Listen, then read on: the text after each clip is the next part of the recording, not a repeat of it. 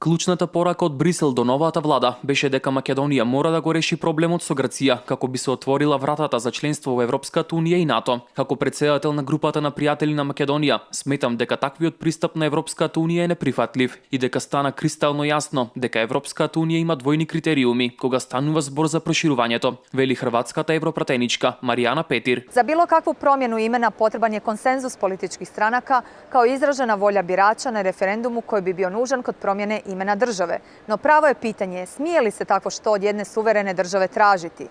Međunarodni kazneni sud presudio je 2011. godine kako grčka blokada otvaranja pregovora za članstvo u NATO savezu nije valjana te kako je Grčka prekršila privremeni sporazum iz 1995. godine. Петир додава дека после тоа Македонија до денес не добила повик за членство во НАТО, ниту ги отвори преговорите за членство во Европската унија, дури ни под референцата. To je jasan pokazatelj kako su sve druge primjedbe i uvjeti koji su traženi od Makedonije da ih ispuni kako bi se otvorili pregovori korišteni kao izgovor.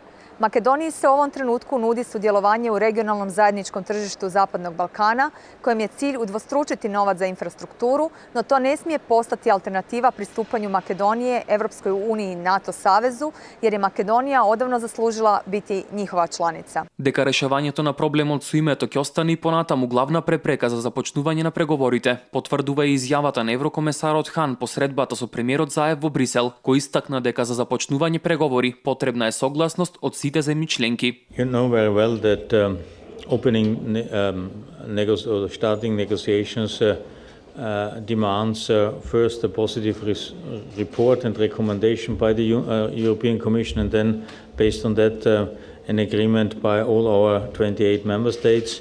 The first objective is certainly to have a positive recommendation, which means that based on the fair and transparent and according international standards elections, the formation of the new government, it's now important to start immediately implementing the urgent reform priorities and to see already in autumn a certain kind of track record, sustainable track record. Ставот на Грција околу проблемот со името и понатаму останува оној истиот, што беше потврдено и на вчерашната средба помеѓу министрите за надворешни работи на Македонија и Грција, Никола Димитров и Никос Коцијас. Коцијас потврди дека Македонија не може да влезе во Европската унија и НАТО без претходно решавање на проблемот со името. Знаеме дека нашиот сосед сака да биде член на повеќе регионални организации.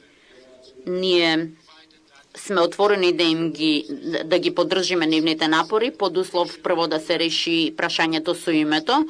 Ова е услов на кој можеме и мораме да работиме за постигнување на компромис прифатлив за двете страни, за да им помогнеме на нашите земји, нашите општества, дека има многу повеќе корист доколку ги надминеме историските пречки и доколку не инсистираме на конфликти кои што не водат никаде. Европратениците по вчерашното гласање ги поздравија конкретните резултати од иницијативата за воспоставување мерки за градење доверба со Грција, кои можат да придонесат за зближување и поблиски билатерални односи и го отвора патот на изнаоѓање решение прифатливо за двете страни за прашањето за името на земјата.